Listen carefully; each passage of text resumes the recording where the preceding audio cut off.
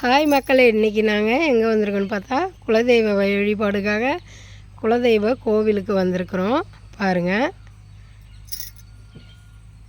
எங்கள் குலதெய்வ பேர் வந்து பெரியாண்டவர், பெரியநாயகி, வீரனார், கருப்புசாமி, எல்லா வகையான சாமி இருக்கிறாங்க.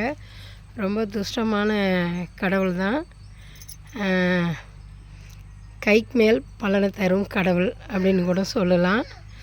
எனக்கு ஏதாவது ஒரு கஷ்டம் வரும்போது நான் அங்கே தான் வருவேன். இன்றைக்கி ஏன் கோவிலுக்கு வந்திருக்கோன்னு பார்த்தீங்கன்னா, பாப்பாவுடைய பிறந்த நாள், அதுக்காக கோவிலுக்கு வந்திருக்கோம்.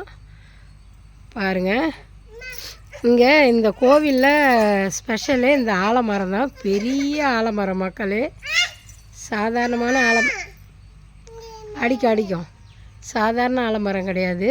அப்பா அங்கே வா, பாப்பா தூக்கிட்டு வந்து மணி அடி. பார்த்துங்க, எவ்வளோ பெரிய ஆலமரம் அது. ஆமாம், இந்த ஆலமரம் வந்து எங்கள் மாமனார் வச்சது. முட்டை ஏற்றுக்கோ. நல்ல அமைப்பான இடத்துல இருக்கும். ஆப்போசிட்லேயே குளம் இருக்கும். பாருங்கள், அங்காண்ட குளம் இருக்குது.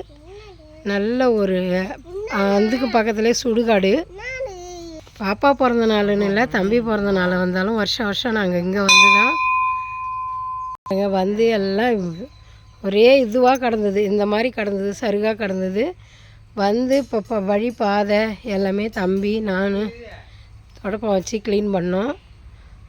எனக்கு ரொம்ப ரொம்ப பிடிக்கும் இந்த கோயில். ஏன்னா எனக்கு திருமணம் ஆகி 3 வருஷம் குழந்த இல்லை. அப்போ வந்து நான் ஃபஸ்ட்டு முட்டி போட்டு அழுத இடம் இந்த இடம்தான்.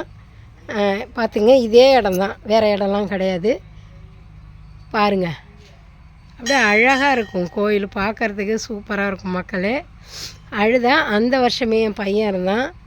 எனக்கு அதனால் ரொம்ப பிடிக்கும்.